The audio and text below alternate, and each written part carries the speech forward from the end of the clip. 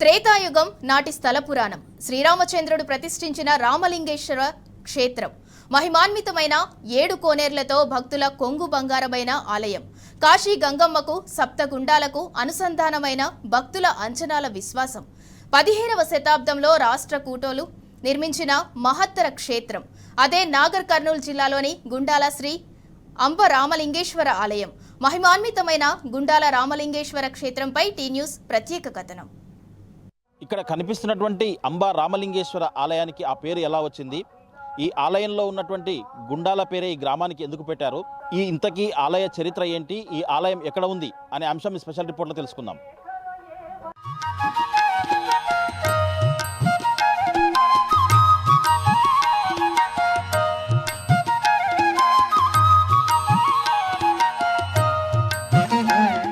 సప్తకోనేటి సమూహం సాక్షాత్తు శ్రీరామచంద్రుడు ప్రతిష్ఠించిన శివలింగ దర్శనం.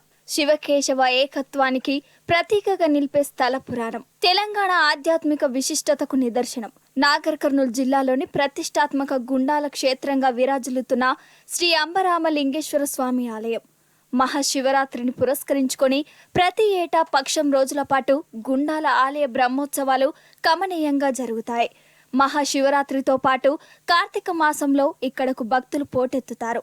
శ్రీరాముడు ప్రతిష్ఠించిన శివలింగమని స్థల పురాణం చెబుతుండటంతో ఇక్కడ పూజలు చేస్తే కోరిన కోర్కెలు సిద్ధిస్తాయని భక్తుల అంచంచల విశ్వాసం. అందుకే నాగర్ కర్నూలు జిల్లాలో ఈ ఆలయం మహిమాన్విత శైవ క్షేత్రంగా విరాజిల్లుతుంది. మా పెద్దలంతా కూడా మా తాత కాలం నుంచి ఇక్కడ దేవాలయానికి ఇప్పుడు వచ్చేవారు.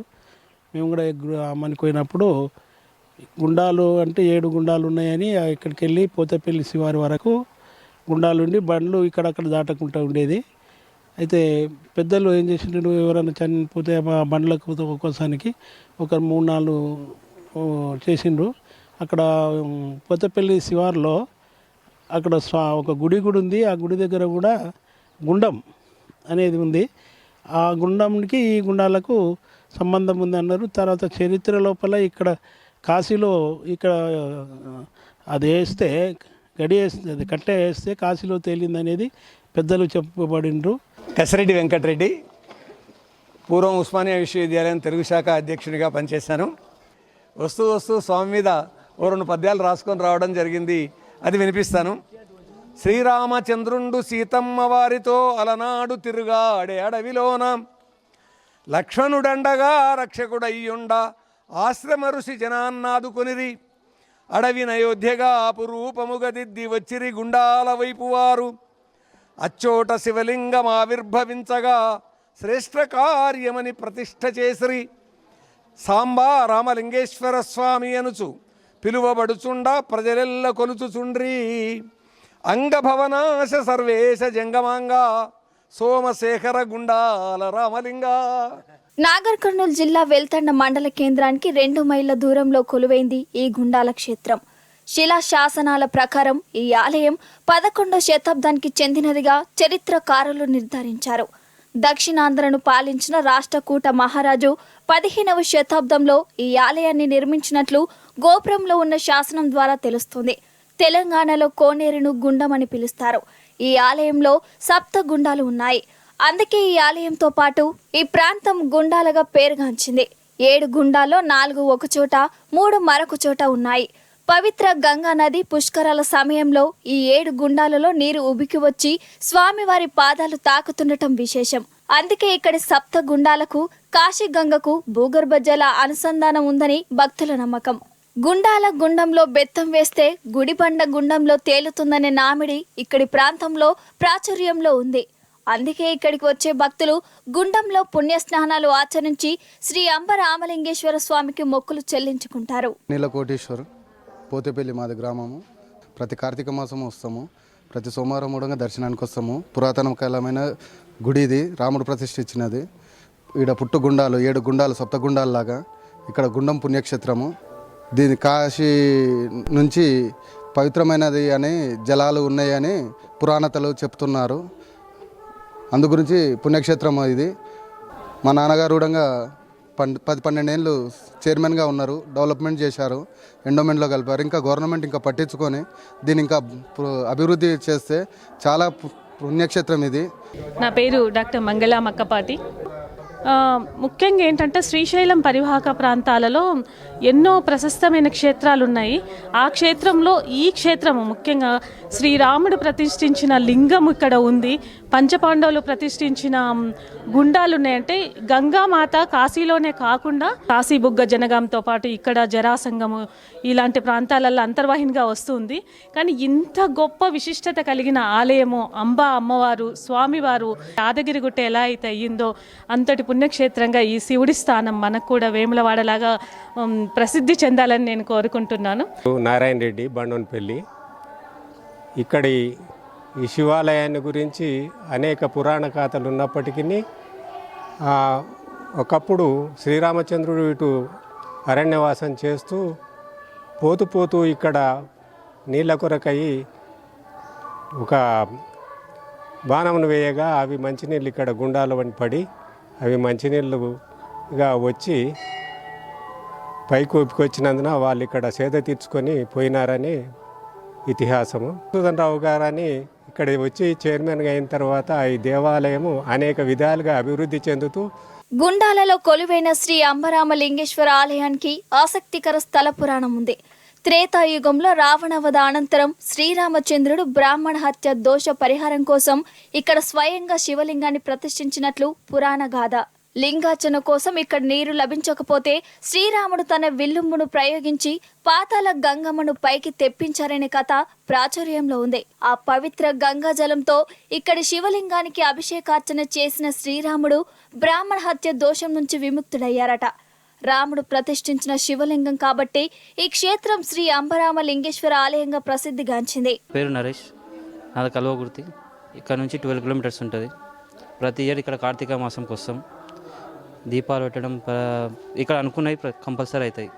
ఏదనుకున్న కోరితే కూడా ఇక్కడ అవుతుంది. కానీ కొంచెం ఇక్కడ డెవలప్మెంట్ చేసి వచ్చేటట్టు పర్యాటకు వచ్చేటట్టు చేస్తే ఇంకా గవర్నమెంట్కి మంచి ఆదాయం కానీ ప్రతి ఒక్కరికి మంచిగా ఉంటుందని ఆశిస్తుంది. నా పేరు సంతోష్ కుమార్ శర్మ. శ్రీ అంబా రామలింగేశ్వర స్వామి దేవాలయంలో అర్చకుడిని.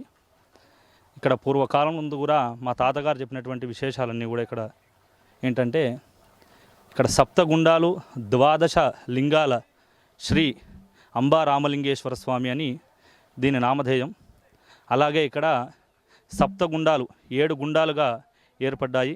కాలగర్భంలో ఒక 3 గుండాలు కూడా ఆనవాయితీగా మూసుకుపోయి ఉన్నాయి. మిగతా 4 గుండాలు కూడా ఎప్పటిలాగే భక్తులందరూ వచ్చి స్నానాలు చేయడం, భగవంతుని దర్శించుకోవడం, అభిషేకం చేయడం కూడా జరుగుతూ ఉన్నది. క్రీస్తు శకం 15వ శతాబ్దంలో రాష్ట్రకూట మహారాజుల గుండాల ఆలయాన్ని నిర్మించారు. ప్రధాన ఆలయమైన శివాలయంతో పాటు అమ్మవారి ఆలయం, గుండాల మండపం, ఆంజనేయ స్వామి, వీరభద్ర స్వామికి ఉపాలయాలు నిర్మించారు. అమ్మవారి ఆలయానికి ఎదురుగా గాలిగోపురంతో పాటు ప్రహరీ గోడలను సైతం నిర్మించినట్లు శిలాశాసనం ద్వారా తెలుస్తుంది. శతాబ్దాల చరిత్ర గల గుండాల క్షేత్రం మహిమాన్వితమైనదిగా భక్తుల విశ్వాసం. ప్రతి సోమవారం ఈ ఆలయానికి పెద్ద సంఖ్యలో భక్తులు వస్తుంటారు. రుద్రాభిషేకాలు, కుంకుమార్చనలు చేస్తుంటారు. పండగల సందర్భంగా ప్రత్యేక పూజలు నిర్వహిస్తుంటారు. కార్తీక మాసంలో ఇక్కడ దీపాలు వెలిగిస్తే కోరిన కోరికలు నెరవేరుతాయని భక్తుల నమ్మకం. ఇక ప్రతి ఏటా మహాశివరాత్రి సందర్భంగా బ్రహ్మోత్సవాలు నిర్వహించడం ఆనవాయితీగా వస్తుంది. శివరాత్రి మొదలు పక్షం రోజుల పాటు గుండాల జాతర కన్నుల పండుగగా జరుగుతుంది. సులోచనమ్మ, బండవనపల్లి. ఎప్పుడు సంవత్సరం వస్తాం ఇక్కడ. శివరాత్రి అప్పుడు జాతర అప్పుడైనా వస్తాము. ఈ కార్తీక మాసంలో వస్తుంటాము. ఎప్పుడైనా మాకు మంచిగా అనిపిస్తుండదు. మేము ఎప్పుడు వచ్చేస్తాం ఇక్కడ. పూజలు చేస్తాము, వ్రతాలు చేస్తాము, వ్రతాలు చేస్తుంటాం, పూజలు చేస్తుంటాం. మాకు ఈ గుండాలంటే చాలా ఇష్టం. మొక్కులు మాకు ఎట్లా అనుకుంటే అట్లా అవుతుంటుంది. సంవత్సరం వస్తుంటాం ఇక్కడ.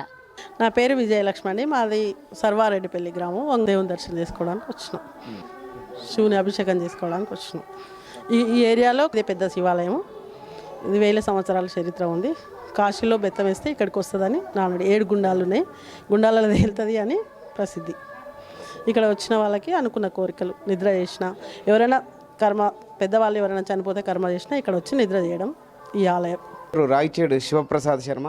ఈ దేవాలయంలో నేను అర్చకుడిగా పనిచేస్తున్నాను.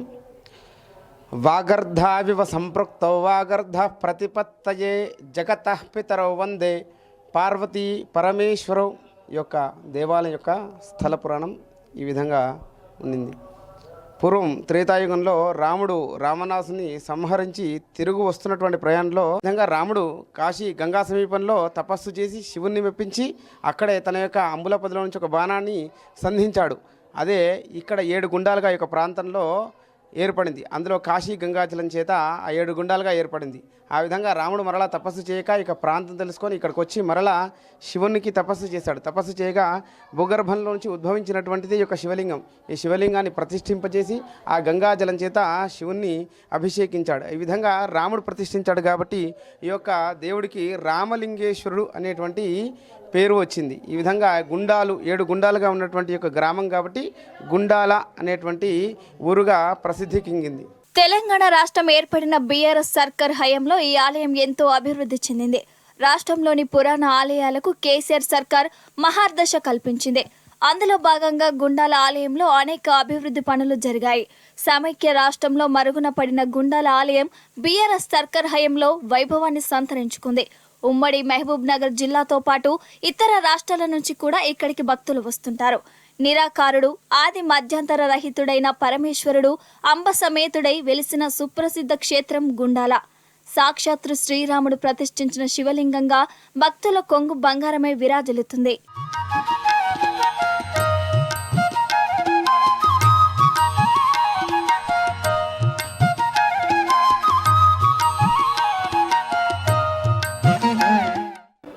మొత్తంగా చూసినట్టయితే దక్షిణ కాశీకి గుండాల అంబా రామలింగేశ్వర ఆలయాన గుండాలకు అనుసంధానం ఉందని చెప్పేసి ఇక్కడ చరిత్ర చెప్తుంది.